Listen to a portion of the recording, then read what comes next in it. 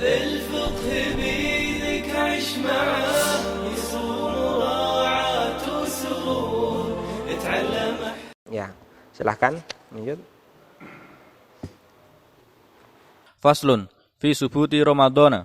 Ya. Yajibu shaumu Ramadana bi ahadi umuri khamsatin. Ahaduha bi kamali Sya'bana salasina yauman wa saniha bi ru'yatil hilali fi haqqi man ra'ahu wa in kana fasiqan. Wa salisuha bi subutihi fi haqqi man lam yarahu bi adli syahadatin. Wa rabi'uha bi ihbari adli riwayatin mausukin bihi sawa'un waqa'a fil qalbi sidquhu amla mausukin bihi in waqa'a fil qalbi sidquhu wa khamisuha bidhanni dukhuli ramadhana bil ijtihadi fi man istabaha alaihi dzalika. Ya, ini masuk pembahasan masalah puasa. Pembahasan masalah puasa. Puasa secara bahasa artinya al-imsak, menahan diri. Adapun puasa secara istilah artinya al-imsak anil mufattirat min tulu'il fajri ila ghurubi syamsi. Menahan diri dari hal-hal yang membatalkannya dari mulai terbitnya fajar sampai tenggelamnya matahari. Lah puasa itu hukumnya terkadang wajib, terkadang sunnah, terkadang haram, terkadang makruh, ya. Ada juga yang mengatakan hukumnya terkadang mubah. Ya. Puasa yang dihukumi wajib, pertama puasa Ramadan, yang kedua puasa kafarah, puasa yang statusnya untuk membayar kafarah itu hukumnya wajib, puasa qadha, dan puasa nadar. Orang bernadar untuk berpuasa tadinya tidak wajib, tapi karena nadar dia akhirnya menjadi wajib. Dan puasa 3 hari sebelum sholat istisqa kalau diperintahkan oleh imam kaum muslimin, itu nanti statusnya menjadi wajib. Terkadang juga puasa hukumnya sunnah. Yang sunnah ini terkadang terulang setiap tahunnya, seperti puasa Arafah, puasa Tasu'a, puasa Asyura. Terkadang terulang setiap bulannya, yaitu puasa Ayyamul Bid dan puasa Ayyamusud. Ayyamusud itu 3 hari terakhir akhir bulan, itu juga disunahkan untuk berpuasa. Dan puasa terkadang hukumnya haram. Ada yang haram tapi sah, ada yang sudah haram tidak sah lagi. Puasa yang haram tapi sah adalah puasa sunnahnya seorang istri tanpa izin suaminya. Itu nanti hukumnya sah tapi haram bagi dia, dia berdosa. Ada juga terkadang sudah tidak sah, haram lagi. Sudah haram tidak sah lagi. Ya, seperti puasa di hari raya, puasa di hari tasyrik, puasanya perempuan yang haid dan nifas, puasa di hari syak, kecuali kalau dia punya rutinitas sebelumnya, puasa ketika sudah memasuki separuh kedua bulan Sya'ban, kecuali kalau disambung dengan hari sebelumnya, atau punya rutinitas, yaitu nanti hukumnya haram. Ya, haram dan tidak sah. Nah, terkadang puasa juga hukumnya makruh, yaitu orang yang menyengaja untuk mengkhususkan hari Jumat untuk berpuasa, atau hari Sabtu untuk berpuasa, atau hari Ahad untuk berpuasa.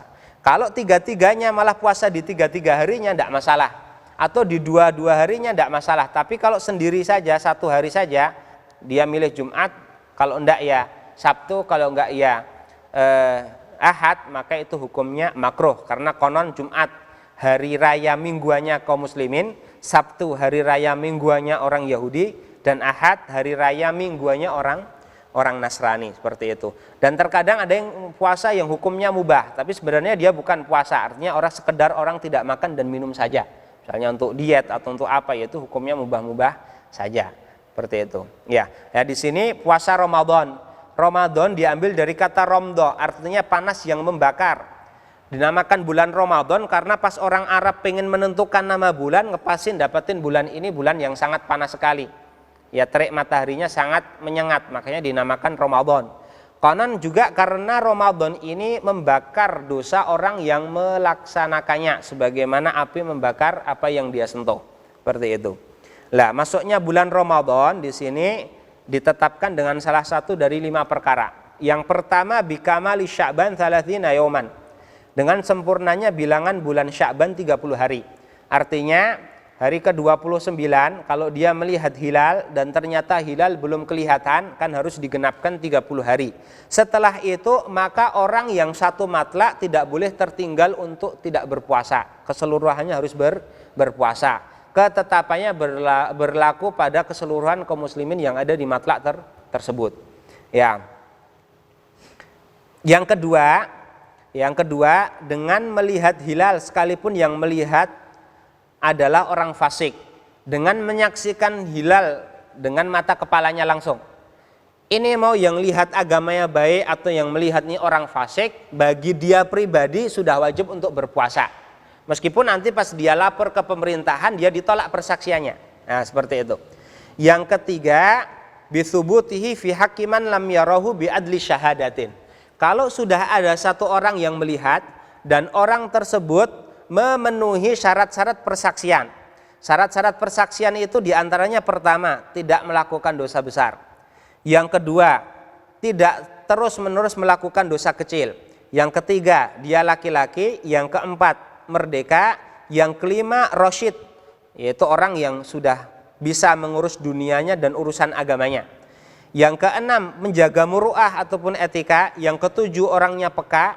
Yang kedelapan, tidak bisu. Kesembilan, tidak tuli dan tidak buta. Kalau memenuhi syarat ini, lalu dia lapor ke pengadilan, ke pemerintah, lalu oleh pemerintah persaksiannya dikukuhkan, maka nanti kaum muslimin yang ada pada daerah tersebut sudah wajib untuk berpuasa di esok harinya. Seperti itu.